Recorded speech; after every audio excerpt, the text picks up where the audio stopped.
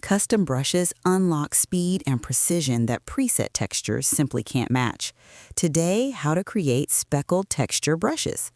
Open Photoshop and create a small document around 600 by 600 pixels with a white background. Add noise using Filter, Noise, Add Noise at about 80% Gaussian monochromatic.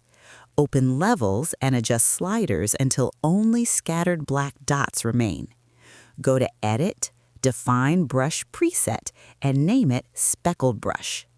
Now create a new document and select the Brush tool. Choose your new brush, then open Brush Settings. Increase spacing to about 120%. Enable Shape Dynamics for size.